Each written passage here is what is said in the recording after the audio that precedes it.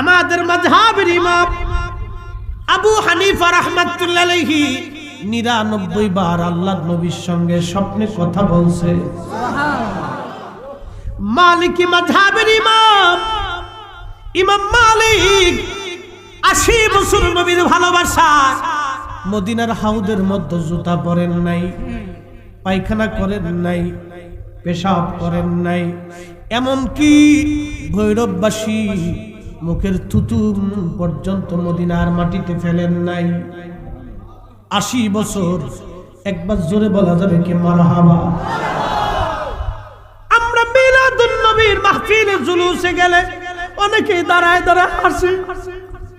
কি কথা কেন হাসে না? মান কিছু কারা হাসে? তোমার হাসে ডিম পারবে না। আসতে বলেন কেন? জোরে বলেন। ওর হাসে ডিম পারবে।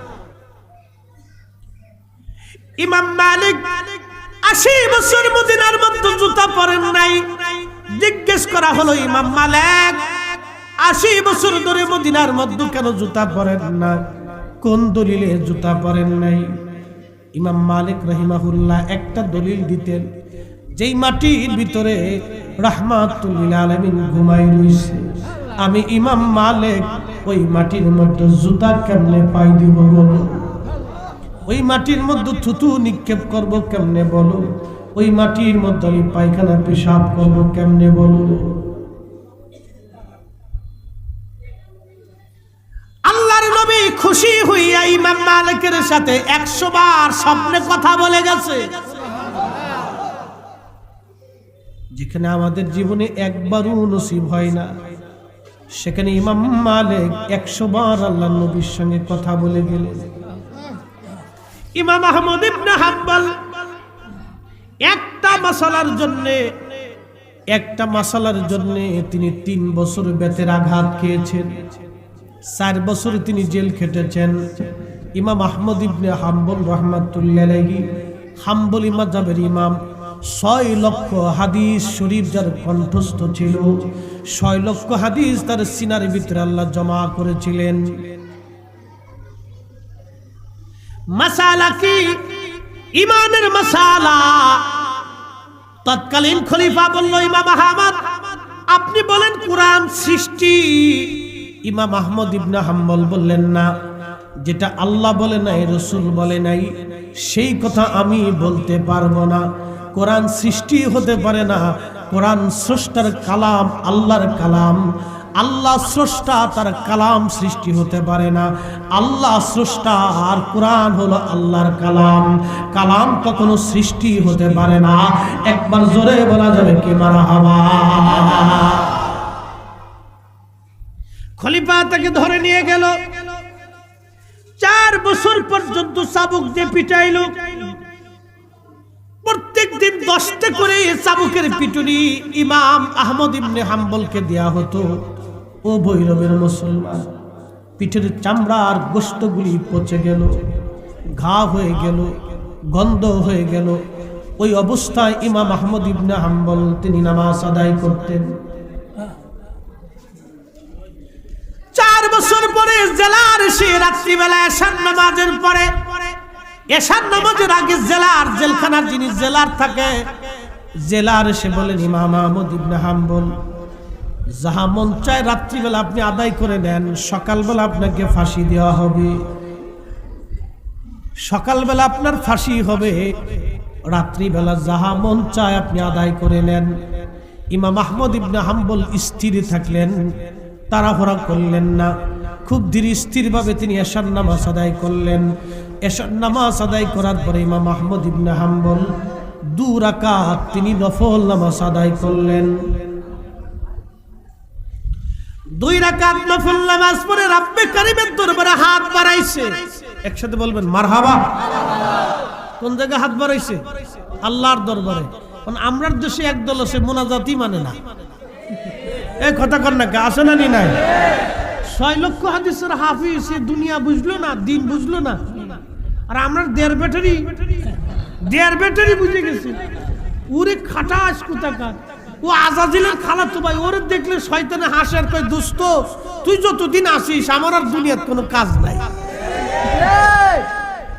কাজ চালাই দিই। মনোযোগ দেন, আল্লাহর কোরআনের একটা ফয়সালা।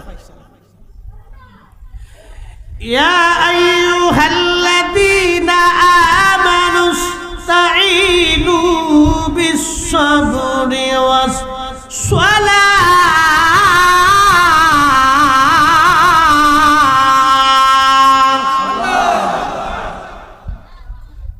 হে ঈমানদার, তুমি আমি আল্লাহর কাছে সাহায্য চাও। কিভাবে তুমি সাহায্য নিবা? প্রথম নাম্বার, সালাতের মাধ্যমে সাহায্য নিবা, নামাজ। এরপরে সবরের মাধ্যমে, ধৈর্যের মাধ্যমে সাহায্য নিবা। পৃথিবীর মধ্যে যত নবী আসছে কঠিন বিপদের সময় নামাজ পড়িয়া দোয়া করত। পৃথিবীর মধ্যে যত ওলি আসছে নামাজের পরে দোয়া করছে। একসাথে বলবেন মারহাবা। সাহাবীরা জিজ্ঞেস করলো, ইয়া রাসূলুল্লাহ, কোন সময়ের দোয়া কবুল হয়ে যায়? আল্লাহর নবী বলেন, জাওফুল লাইলিল আখির, শেষ রাতের দোয়া কবুল হয়। ওদুবুরুস সালাতিল মাকতুবা, ফরজ নামাজের পরে দোয়া করলে কবুল হয়ে যায়। শেষ রাতের দোয়া, এই তাহাজ্জুদের সময়ের দোয়া। এখন শেষ রাত, তাহাজ্জুদের সময়। জীবনের কত রাত ফাঁকি দিয়ে চলে গেল। জিন্দেগি তোর যাইরে ফাঁকি দিয়া রে সোনার আদর। জিন্দেগি তোর যায় ফাঁকি দিয়া। ও জাদমুরি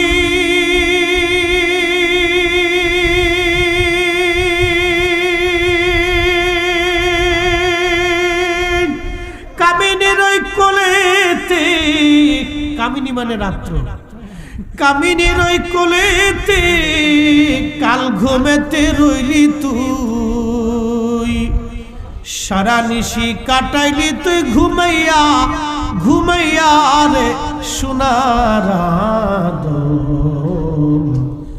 জিন্দেগি তোর যায় ফাঁকি দিয়া। ও আদমরি পাকে ধরিয়া গেছে দাড়ি, দন্ত আছে গোটা চারি। সমন জারি গিয়াছে করিয়ারে সোনার আদর। জিন্দেগি তোর যায় ফাঁকি দিয়া।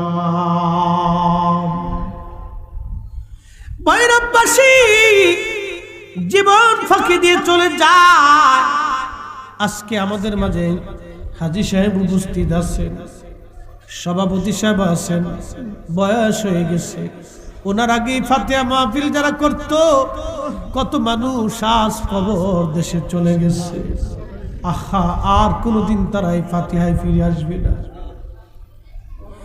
আগামী দিন এই কমিটির কে কবরে চলে যাবে কেউ তো জানি না। কোনদিন আর পৃথিবীতে ফিরে আসার সুযোগ নাই, কিন্তু এই ফাতিহা মাহফিল ধরে রাখা লাগবে। কেন? ফাতিহা মাহফিল যতদিন হবে দোয়া ততদিন চলবে। মাহফিল বন্ধ হলে দোয়া বন্ধ হয়ে যাবে। কথা কোন ঠিক কিনা?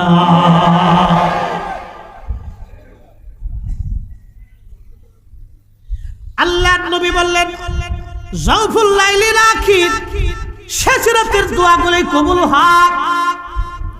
তাহাজ্জুদের সময় দোয়া কবুল হয়।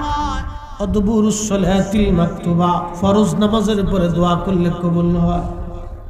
আজকে যারা ফরজের পরে দোয়া মানে না, ওরাই হলো অরিজিনাল বেদাতি। ওরা হলো বেদাতি। বলবেন হুজুর ওদেরকে বেদাতি বললেন কেন? ফরজ নামাজের পরে দোয়া করলে কবুল হয়, এটা কি আমার ফয়সালা না নবীর ফয়সালা? আল্লাহর হাবিবের ফয়সালা। তার অর্থ হচ্ছে ফরজের পরে দোয়া কবুল হয়, এটা রাসূল করিমের সিদ্ধান্ত, আল্লাহর চূড়ান্ত ফয়সালা। ফরজ নামাজের পরে দোয়া করলে কবুল হয় আল্লাহর ফয়সালা। এই ফয়সালাকে যারা বেদাতের ফতোয়া দিয়ে বন্ধ করে দিতে চায় ওরাই হলো বর্তমান জমানার কাজ্জাব, মিথ্যাবাদী। কথা বল ঠিক। দোয়া কি চলবে? আবার আসতে হবে। দোয়া কি চলবে?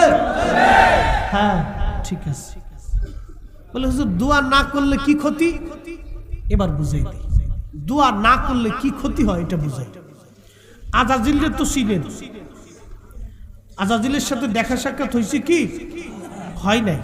তবে ও প্রত্যেকদিন কিন্তু আপনার শরীরে বিচরণ করে, রক্তের শিরা দিয়ে ঢুকে একবারে কালবের এখানে বসে আপনার ধোঁকা দেয়। জীবনের প্রথম গেছিলাম একবার ঠাকুরগা মাহফিল করেছে, তো হরিপুর থানা রানী শঙ্কলের পরে ওই এলাকায় ওই লামাজহাবি বেশি, আহলে হাদিস। ওই জীবনে কোনোদিন ওদের সাথে সাক্ষাৎ টাকাত হয় না। তখন তো এগুলোর প্রচার ছিল না, মিডিয়ার কারণে আমার দেশের ছেলেপেলেরা ঘোড়ার ডিম আগাও বুঝে না মাথাও বুঝে না, ও যেটা পাই এটাই মনে করি এটাই ঠিক। তো যাই হোক মাহফিলে গেছি, তো জোহরের নামাজের সময় আজান পড়ছে, চিন্তা করলাম নামাজটা পড়িয়ে আসি। তো মসজিদে ঢুকে জমাতে দাঁড়াইছি, অন্ধেহি ডান পাশ দিয়ে একজন আমার পার উপর ফাড়া দিয়ে ধরছে, বাম পাশ দিয়ে আরেকজন আমার পার উপর ফাড়া দিয়ে ধরছে। তো আমি তো জীবন এটা কোনোদিন সম্মুখীন হয়েছি না, তো সেগে একবারে সেগে দাঁড়াইছে, দাঁড়াইয়া ফার উপর ফাড়া দিয়ে খুব কায়দা মতো আমার ধরে রাখছে। তা আমি চিন্তা করলাম এবার কোন যা কোন সিস্টেম এটা? সারা জীবন নামাজ পড়লাম, হুজুরের নামাজ শিখলি, এরকম নামাজ তো দেখিনি। আচ্ছা যাক, আজকে তো আমার দর্শনে তো সাইডে দিয়ে আজকে লাভ নাই, ফরিদপুরের বুলা আজকে তোর দর্শি দাঁড়া। তো আমি আবার পাড়ে ছুটাইয়া ওখানে দুইজনের উপর পাড় দিয়ে ফাড়াই দিয়ে ধরে কায়দা মতো চাপতেছি। নামাজ শেষ হয়ে যাওয়ার পরে দোনোটা আমার দিক সাই রইছে। তা আমি কই সাই রইছু কি লিগে? হুজুর আপনি পার উপর ফাড়া দিয়ে আপনি চাপলেন কেন? আমি বললাম তুই আমার পার উপর ফাড়া দিয়ে ধরলি কেন? ধরছি যাতে শয়তান না ঢুকে। আমি কই শয়তান তোর লুঙ্গি নিচ দিয়ে জাগা মতো দিয়ে চলে গেছে। কথা কর না কে? শয়তানের কি যাওয়ার জায়গার অভাব পড়ছে? ও রক্তের শিরা দিয়ে ঢুকে কালবের এখানে বসে বসে ধোঁকা দেয়।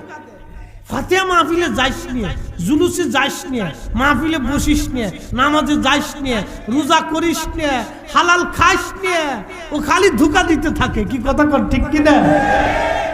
তো 9 লক্ষ বছর ধরে শয়তানে আল্লাহরে সেজদা দিচ্ছে, খুব ইবাদত করছে। তো আল্লাহ যখন তারাই দিছে তখন আল্লাহরে বলে আল্লাহ আমি কি কিছু পাই না? বলে কি চাইস? বলে 9 লক্ষ বছর ধরে তোমার শুকর গুজার ইবাদত বন্দিগি করলাম, তো কিছু দেও তো। বলে কি চাস? বলে আমাকে কিয়ামত পর্যন্ত হায়াত দিবা। বলে হাত দিলা। আর কি চাস? বলে আমাকে তাম পৃথিবী ঘুরে আসবো 1 সেকেন্ডে শক্তি দিবা। কাহা তাও দিলা। আর কি চাস? বলে আল্লাহ আর একটা শক্তি দাও। বলে কি শক্তি? তোমার বান্দার রক্তের শিরা দিয়ে ঢুকে কালবের এখানে বসে বসে আমি ধোঁকা দেব, এই শক্তি দাও। বলে হ্যাঁ তাও দিলাম। আর কি চাস? বলে আর কিছু লাগবে। তো কি করবি? বলে আল্লাহ তোর ইজ্জত জালালের কসম করে বলতেছি আমি আজাজিল, তোর একটা বান্দাও বেহেশতে ঢুকতে দিব না। ওই কালবের মধ্যে বসে বসে ধোঁকা দিয়ে দিয়ে দিয়ে দিয়ে দিয়ে দিয়ে সব জাহান্নামী বানাই ফেলবে। আল্লাহ রাব্বুল আলামিন রাগান্বিত হয়ে গেলেন। আল্লাহ রাগ করে ধমক দিয়ে বলেন এই আজাজিল, আমি আল্লাহর ইজ্জত জালালের কসম করতেছি তুই শুনে রাখ, আমার বান্দাকে তুই ধোঁকা দিয়ে দিয়ে দিয়ে দিয়ে গুনাহ করাবি, আর আমি আল্লাহর দরবারে আমার বান্দা ক্ষমা চাবে, চাইতে দেরি করবে, আমি আল্লাহ আমার বান্দার জীবনের গুনাহ মাফ করতে দেরি করব।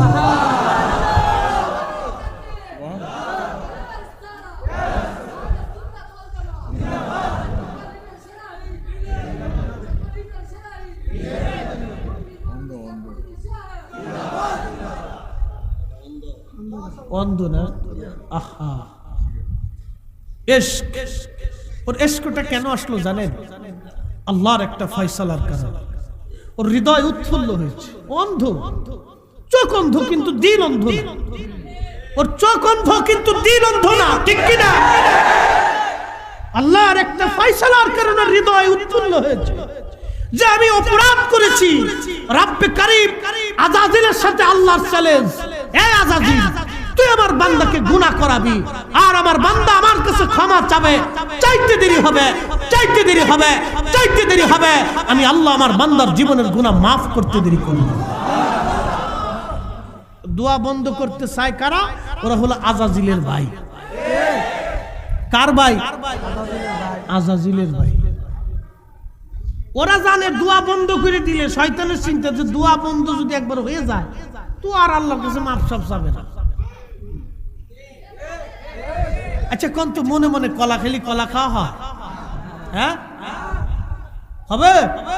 আচ্ছা আপনি আমার সাথে বিয়াদবি করছেন, মনোযোগ দেন, আমার সাথে আপনি বিয়াদবি করছেন, বিয়াদবি করে আপনি আমার সামনে বসে বসে মনে মনে মাপ চাইতেছেন, খুব মাপ চাইতেছে, ভুল হয়ে গেছে গা, মাপ সাপ করে দিয়ে, ভুল হয়ে গেছে গা, মাপ সাপ করে দিয়ে, আপনি আমার কাছে হুজুর ভুল হয়ে গেছে গা, মাপ সাপ করে দিয়ে দেনকে মাফ করে দেন। আচ্ছা আমার অন্তর থেকে মাপ আসবে? আপনি যদি আমার হাতটা ধরে বললেন হুজুর ভুল হয়ে গেছে গা, মাফ করে দেন, অপরাধ হয়ে গেছে, তখন আমার অন্তরে দয়া আসবে। রব্বে কারীম তো রব, দুহাত করে যখন বিনয়ে বেশে বলবেন ইয়া রব রব্বানা যালামনা, আল্লাহ আমি আমার নফসের সাথে জুলুম করে ফেলেছি, আনফুসানা ওয়া ইল্লাম তাগফির লানা ওয়া তারহামনা লানাকুনান্না মিনাল খাসিরিন।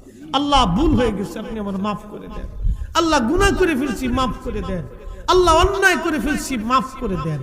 আল্লাহ সাথে সাথে বান্দার জীবনের গুনাহকে মাফ করে দেন। এই কাজগুলিকে যারা বন্ধ করে দেওয়ার জন্য উঠে পড়ে লাগছে ওরা হলো সমাজের নিকৃষ্ট দল। আল্লাহ ওদের থেকে আমাদের মুসলমানকে হেফাজত করুন, জোরে বলেন আমিন। হ্যাঁ ভাইরামের মুসলমান খুব মনোযোগ দিয়ে শুনিয়া যান, আযাজিলের সাথে আল্লাহর চ্যালেঞ্জ। এই জন্য আপনি যদি ক্ষমা চান আল্লাহ আপনাকে মাফ করে দিবে। শেষ রাত্রিবেলা আল্লাহ ক্ষমা করে দেয়। হযরত ইমাম আহমদ ইবনে হাম্বল রাহমাতুল্লাহি আলাইহি নামাজ পড়ে খুব স্থিরভাবে আল্লাহর দরবারে হাত বাড়াই দিছে, ও রব মালিক, আমি আহমদ ইবনে হাম্বল সারা জীবন আপনার নবীর হাদিসের খেদমত করে গেছি। আল্লাহ আমি আহমদ ইবনে হাম্বল, আমি আপনার গোলাম, 4 বছর ধরে এই বাদশা আমাকে পিটাইয়া পিটাইয়া আমার গোশতগুলি পচাই ফেলে দিয়েছে, আমি একটা অভিযোগ আপনার কাছে করি নাই আল্লাহ। আজকে শুনলাম ওরা আমাকে সকালবেলা ফাঁসির কাস্টে ঝুলাইতে চায়। আল্লাহ আমি আহমদ ইবনে হাম্বল, যদি কোরআন তোমার সৃষ্টি হয় তাহলে আমার হেদায়েত দিয়ে দাও, আর কোরআন যদি তোমার কালাম হয় তাহলে আজকে বাচ্চাকে তুমি দুনিয়া থেকে বিদায় করিয়ে নাও। আল্লাহু আকবার। আল্লাহর ওলিদের দোয়া কারেন্টের মতো কবুল হয়। সহিহুল বুখারীর কিতাবুর রিকাকের ভিতরে নবীজি বলেন, মান আদালি ওয়ালিয়ান ফাকাদ আযানতুহু বিল হারব, আমার ওলির সাথে যদি তুমি দুশমনি করো তাহলে আমি আল্লাহ তোমাকে কি শাস্তি দেব? আমি আল্লাহ তোমার সঙ্গে যুদ্ধ ঘোষণা করব। আমার ওলির সাথে যদি তুমি দুশমনি করো আমি আল্লাহ তোমার সঙ্গে যুদ্ধ ঘোষণা করব। ইমাম আহমদ ইবনে হাম্বল হাত বাড়াইয়া দোয়া করতে দেরি হলো, রব্বে কারীমের দরবারে কবুল হতে দেরি হয় নাই। হযরত ইমাম আহমদ ইবনে হাম্বল সারা রাত ঘুমান নাই, সারা রাত নামাজে কাটাই দিলেন। ফজরের নামাজ পড়ে তাসবিহ তাহলিলে বসে আছেন স্থির, কোনো চিন্তা করতেছিলেন না। সকালবেলা জেলার এসে বলতেছে, হুজুর আপনার জন্য একটা সুসংবাদ, আজকে রাত্রিবেলা খলিফা মৃত্যুবরণ করেছে, নতুন খলিফা আসছে, এই খলিফা ঘোষণা দিয়েছে আপনাকে তাড়াতাড়ি জেলখানা থেকে বের করে নিয়ে যাওয়ার জন্য। একবার জোরে বলা যাবে কে মারহাবা? ইজ্জতের মালিক কে? আল্লাহ আল্লাহ আল্লাহ আল্লাহ। আল্লাহর প্যারা মাহবুবদের সঙ্গে দুশ্মনী করলে তার কপাল পুড়ে যায়, নসিব পুড়ে যায়, দুনিয়ার থেকে সে ইতরের কাছে অপমান হয়। আল্লাহ তার ওলিদের ইজ্জতকে আল্লাহ নিজে হেফাজত করেন। একটা ঘটনা ইমাম আহমদ ইবনে হাম্বল রাহমাতুল্লাহি আলাইহি কিতাবুজ জুহুদের মধ্যে তিনি লেখছেন। ইমাম আহমদ ইবনে হাম্বল কিতাবুজ জুহুদের মধ্যে তিনি লেখেন, বনি ইসরাইলের একজন যুবক সারাদিন 24 ঘন্টা আল্লাহর ইবাদতে কাটাইতো, একটা সেকেন্ডের জন্য সেই ইবাদত বন্ধ করতো না। গোসল, পায়খানা, পেশাব, ওযু করা ব্যতীত সবসময় ইবাদতে কাটাইতো। ওই এলাকার কিছু বখাটে লোক, দুষ্ট চরিত্রের কিছু লোক, তারা সিদ্ধান্ত নিল এই যুবককে কালকে আমরা পরীক্ষা করব। বলে কি পরীক্ষা? একটা পতিতা নারীকে তারা ভাড়া করলো, পতিতা নারীকে টাকা দিল, টাকা দিয়ে বললো, হ্যাঁ পতিতা নারী তোমাকে টাকা দিলাম, কিন্তু শর্ত হলো এই যুবককে যে কোনো মূল্যে এই যুবকের সঙ্গে তার খানকার ভিতরে তুমি জিনা করবা। এখন আমাদের দেশে তো জেনাটা না, এগুলো কিছু গুনাহ মনেই করে না, এগুলো কিচ্ছু মনে করে। নারীরা এখন হয়ে গেছে আলট্রা সিস্টেম। ওই ঢাকাতে মাঝে মধ্যে দেখা যায় কোনটা বেডি না ইজলিয়া চিনা যায় না। এই ঠিক আসতে বলেন, জোরে বলেন। মহিলা না হিজলিয়া চিনা যায় না। প্যান্ট পরছে, ওর শার্ট গায়ে দিছে, কি করে না করে কোনো তাল খুঁজে পাওয়া যায়। রাত্রে গভীরে আমরা ঢাকায় ঢুকি, মাহফিল শেষ করে 3টে বাজে 4টে বাজে, তুই যে মামা ঘাটে ইলিশ হোটেলে যায় ইলিশ খাওয়ার লাগে, তো পিছনে ওই আপনার জন্ডিস একটা উড়েছে। তো ফুলের মতো সুগন্ধিময় থাকার কথা, বেডি বুড়া হয়ে গেছে, একবারে আপনার ওই বিউটি পার্লারে যাই মেকআপ শেকআপ কইরা একবারে মায়ের চাইতে মায়ের বাউ বলা। কি যে বাউ রে, বাপরে বাপ, একবারে মেকআপ করিয়া সব কালা, খালি মুখটা দলা, পাউডার লাগাইয়া। হাজি সাহেব আর কি বলবো, দুঃখের কথা, কেমন দেখা যায়। হে মনে করে যে আমার বিশ্ব সুন্দরী দেখাচ্ছি, মনে করছে আমার বিশ্ব সুন্দরী দেখাচ্ছি। শয়তানে হাসি আর কয়, ওরে আমার নানি।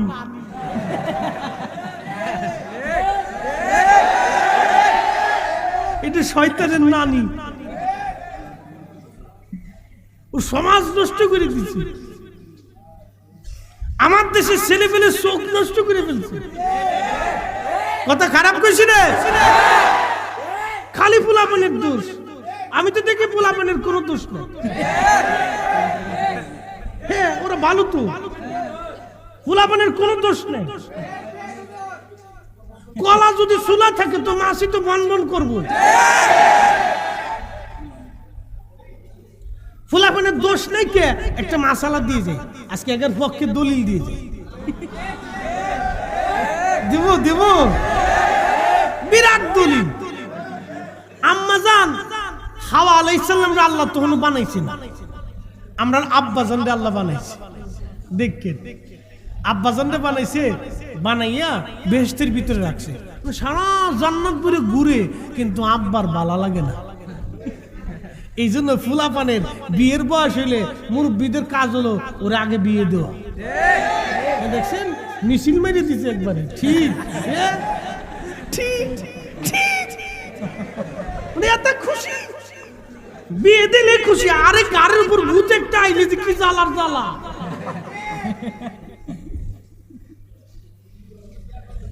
আব্বা জান জান্নাতের ভিতরে বালা লাগে না, আমাদের বাবা জানেন একা একা খুব বালা লাগতেছে না, সারা জান্নাত ঘুরে ঘুরে কিন্তু বালা লাগে না।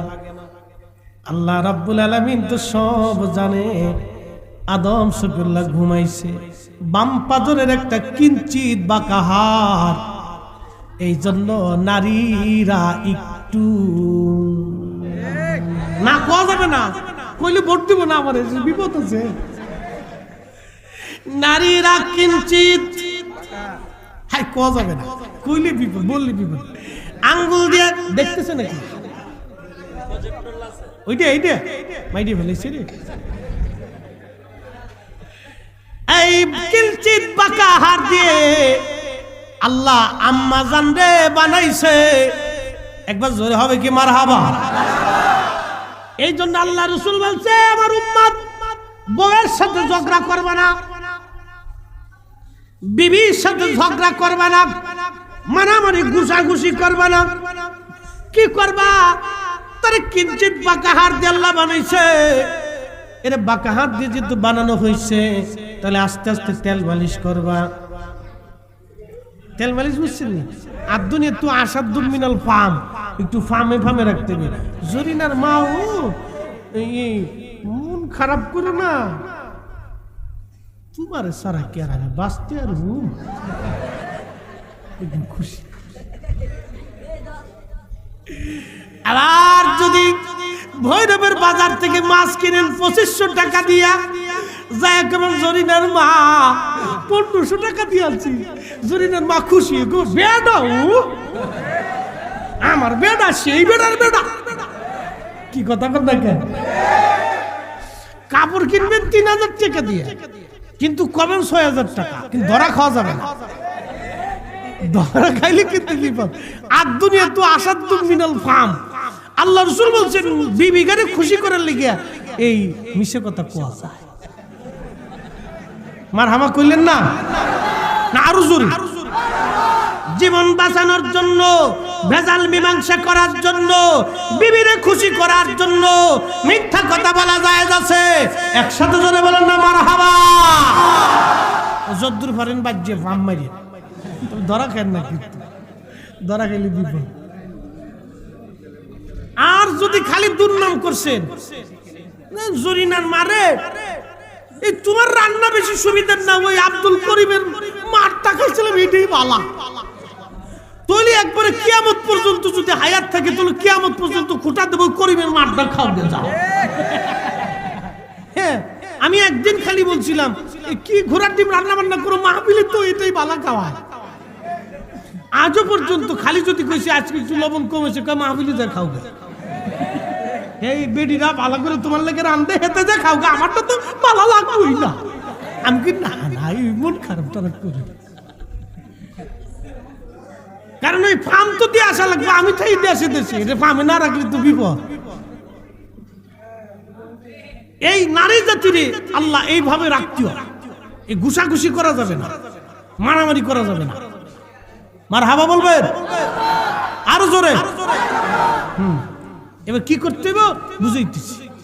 পুরুষের পক্ষে একটা দলিল আছে, পুরুষের কোনো দোষ না। বলে দোষ না কেন বুঝাইতেছি। আল্লাহ আদম আলাইহিস সালাতু ওয়াস সালাম রে বানাইলেন জান্নাতের ভিতরে। আদম আলাইহিস সালামের একা ভালো লাগে না, সারা জান্নাত ঘুরে ঘুরে বেড়ায়। আব্বাজানের মন খারাপ, বাম পাজরের বাঁকা হাত থেকে আল্লাহ মা হাওয়াকে বানাইলেন। আম্মাজানরে বানানোর পরে আব্বাজান ঘুমাই রয়েছে। ঘুম থেকে উঠে দেখলেন জান্নাতে আমার পাশেই, দেখতে আমার মতোই কিন্তু নেগেটিভ। আদম আলাইহিস সালাম দেখলেন দেখতে তো আমার মতোই দেখা যায়, কিন্তু নেগেটিভ। এত সুন্দর, এটা আবার কেডা? ঘন্টা উঁচা করে দেখতে গেছে। আল্লাহ ডাক দেখলেন আদম দাঁড়াও, অপেক্ষা করো, বিয়ে পড়াইতে হবে। আদম নবী বলেন আল্লাহ বিয়ে আবার কি? জীবনে তো কোনোদিন বিয়ে থা করি নাই। আল্লাহ বলেন অপেক্ষা করো, জিব্রাইল যাচ্ছে, বিয়ে পড়ানো হবে, তারপরে তুমি তার কাছে যাইবা। একবার জোরে বলা যাবে কি মারহাবা। এই আমার দিকে তাকান। ওইখান থেকে পুরুষের অভ্যাস, আগে বেডি করে খুশি দেয়। কেডাও কেডাও বেডাগার অভ্যাস হলো কেডাও বেডি করে আগে খুশি দেয়। ওই আপনার গোলাপ ফুল নিয়ে স্কুলের সামনে দিয়ে, কলেজের সামনে দিয়ে গুড়গুড় গুড়গুড় করে এতিম সন্তানের মতো খালি ঘুরতে থাকে, খয়রাতির মতো ঘুরে। খয়রাতির মতো স্কুল কলেজের সামনে দিয়ে খালি ঘুরতে থাকে, ওই অভ্যাস। এই জন্য আল্লাহ বলছেন নারী জাতির মাথা থেকে পা পর্যন্ত বুরকা দিয়ে ভালো করে ঢাইকে দাও। একসাথে বলবেন না মারহাবা। আপনারা তো ডাকেন না। ফ্যান কিনে দেন, ফ্যান কিনে দেন, জিন্সের প্যান্ট, শুজ প্যান্ট, গেঞ্জি, খেতা কিনে দেন, বুরকা কিনে দেন। নিজের স্ত্রীকে পর্দা করাবেন, পর্দা শিখাবেন, খাস পর্দা শিখাবেন, নিজে হাতে শিখাইতে হয়। নিজের মেয়েকে খাস পর্দা নিজে হাতে শিখাইতে হয়। নিজের বোনকে খাস পর্দা নিজে হাতে শিখাইতে হয়। ঠিক আছে বলেন,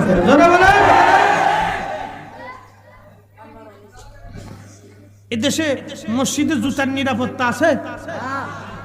আছে?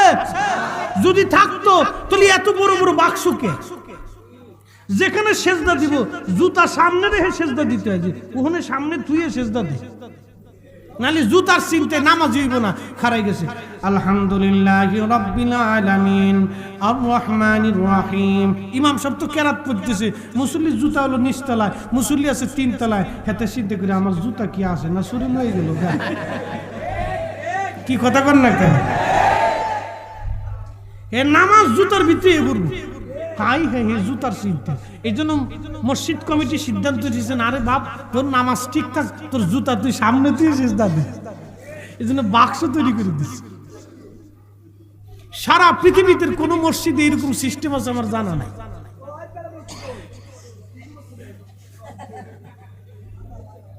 পাগল নিয়ে আর এক জ্বালার জ্বালা তো খুব মনোযোগ দেন। এই মসজিদে জুতার বাক্স, এই জুতার বাক্স সামনে দিয়ে সেজদা দেওয়া।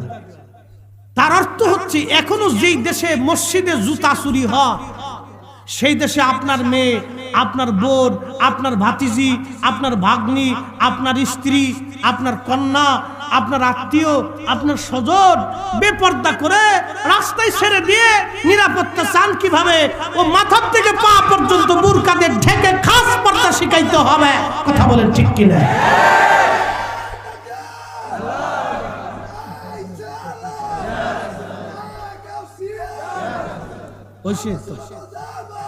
গলা ভেঙে গেছে, চাকর টেল হয়ে যাচ্ছে আমার কাছে। আর ক লাগবেন না তো, হয়েছে আর বলা লাগতেছে না। তুই আমার কাছে চাকর টেল হয়ে যাচ্ছে, গলা ভেঙে গেছে তোর। আসে কি আল্লাহু আকবার দরকার। বাপরে, দুনিয়াতে আল্লাহ কোন ইবাদত দিয়ে বান্দাকে মাফ করবে আমরা জানি না। কি কথা কোন ঠিক কিনা? হাদিস শরীফ শুনাই,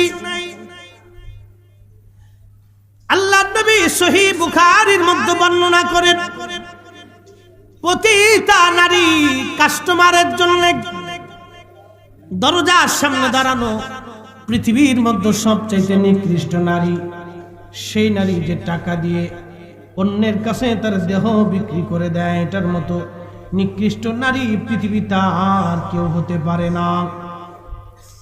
ভিতরে বাহিরে সব নষ্ট তার।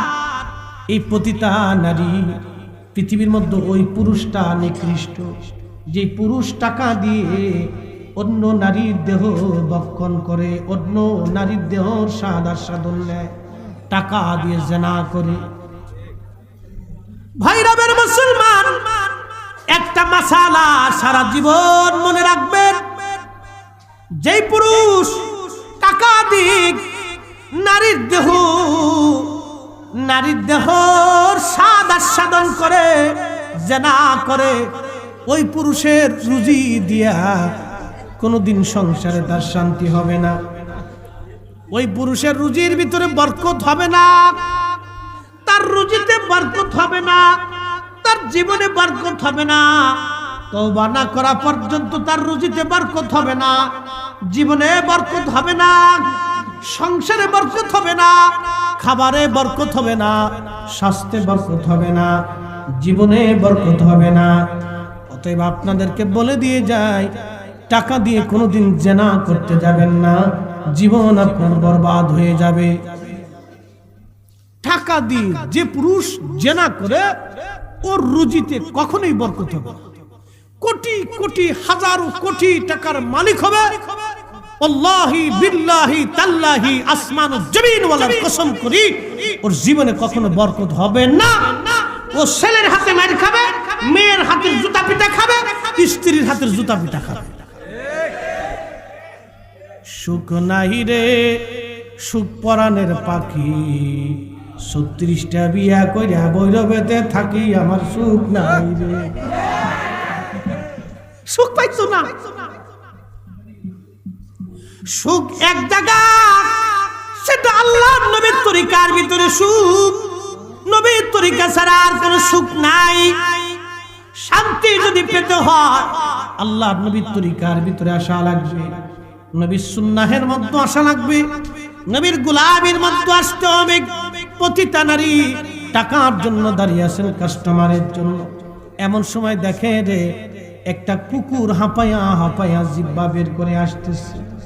কুকুরটা যখন জিহ্বা বের করে আসে তখন এই প্রতিটা নারীর মনে বড় মায়া লাগলো, প্রতিটা নারীর মনে বড় মায়া লাগলো। আহা, একটা কুকুর সৃষ্টি, আজ পানির অভাবে তার জিহ্বা বের হয়ে গেছে। ওই কুকুরের মনে মায়া লাগলো, কুকুরটার মনে মায়া, ওই প্রতিটা নারীর মনে মায়া লাগলো। কুকুরটার জন্য তার পায়ের মোজা খুলে রশি বেঁধে কুয়ার ভিতর থেকে পানি উঠাইয়া ওই কুকুরটাকে সে পানি পান করাইল। কুকুরের তৃষ্ণা নিবারণ হয়ে গেল। আল্লাহর হাবিব বলে, আল্লাহর কাছে দৃশ্যটা এতই ভালো লাগলো, আমার মালিক আমার মাওলা সাথে সাথে প্রতিটা নারী সারা জীবনের গুনাহগুলি মাফ করে দিয়ে আমার আল্লাহ ওই প্রতিটা নারীকে জান্নাতি বানাই দিলেন। একবার জোরে বলা যায় কি মারহাবা। এখন এই হাদিস দিয়ে আপনাদেরকে একটা মাসালা দিয়েছে। প্রতিটা নারী কুকুরকে পানি পান করে আর বেহেশত গেছে। আমি বলি সহিহ বুখারীতে আল্লাহ রাসূলুল্লাহ, বুখারীর হাদিস, এটা কখনো মিথ্যা হবে না, এটা সত্য হাদিস। কুকুরকে পানি পান করানোর জন্য একটা প্রতিটা নারী জান্নাতে চলে গেছে। একসাথে বলা যাবে আল্লাহু আকবার। এ বন্ধু, কবরের জগতে আমাদের কোনো কর্তৃত্ব আছে? কোনো ক্ষমতা আছে? মাফ যিনি করবেন তিনি আল্লাহ, না করলেও তিনি আল্লাহ। ওখানে আমাদের কোনো কর্তৃত্ব নাই। প্রতিটা নারীর পানি পান করানোর জন্য যদি, কুত্তারে পানি পান করানোর জন্য যদি প্রতিটা নারী জান্নাতে চলে যায়, নবীর মিলাদে, নবীজির আগমনে খুশি হইয়া জাসনে জুলুসে ঈদে মিলাদুন নবী মাহফিলে গরু জবাই করিয়া, বিরিয়ানি রান্না করিয়া, মিষ্টান্ন পাকাইয়া আল্লাহর বান্দারে খাওয়াইলে আমরাও জান্নাতের আশা করতে পারি। হাত উঁচা করে বলেন ঠিক কিনা? যারা বেদাতের ফতোয়া দিল, ফতোয়া দিয়ে বাবা কোনো লাভ নাই। প্রতিটা নারী কুত্তারে পানি পান করে জান্নাতে গেল। আল্লাহর কাছে এই দৃশ্যটা বড় ভালো লাগলো। আর আমার নবীর মহব্বতে আশিক তাবারক রান্না করে মিলাদুন নবী মাহফিলে খরচ করলো, তাবারক খাওয়াইলো। আপনি তাবারকের পায়খানা নিকৃষ্ট বস্তুর সাথে তুলনা দিবেন, বেদাতের তবকা দিবেন। আপনার বেদাতের ফতোয়া সুন্নিরা কোনোদিন কখনো মিলাদুন নবী ছেড়ে দেবে না। তাবারক রান্না করা তারা ভুলে যাবে না, মিষ্টান্ন খাওয়ানো তারা ভুলে যাবে না, মেহমানদারি তারা ছেড়ে দিবে না। কথা কোন ঠিক কিনা? আচ্ছা, প্রশ্ন করি, আবু লাহাব খুব ভালো লোক ছিল? হ্যাঁ, খুব নিকৃষ্ট। খালি নিকৃষ্ট, আল্লাহ কোরআন থেকে সাবমিট হলো। তাব্বাত ইয়াদা আবি লাহাবি ওয়া তাব, তাব্বাত ইয়াদা আবি লাহাবি ওয়া তাব, মা আগনা আনহু মালুহু ওয়া মা কাসাব। আল্লাহর কোরআন বলে আবু লাহাবের হাত ধ্বংস হয়ে যাক, আবু লাহাব নিজে ধ্বংস হয়ে যাক। যিনি লানত দিলেন তিনি আমার আল্লাহ। আল্লামা ইমাম হাফিজুল হাদিস শামসুদ্দিন ইবনে জাজরি আজ থেকে 800 বছর আগে মিলাদুন নবীর পক্ষে একখানা কিতাব লিখে গেছে। একবার জোরে বলবেন কি মারহাবা।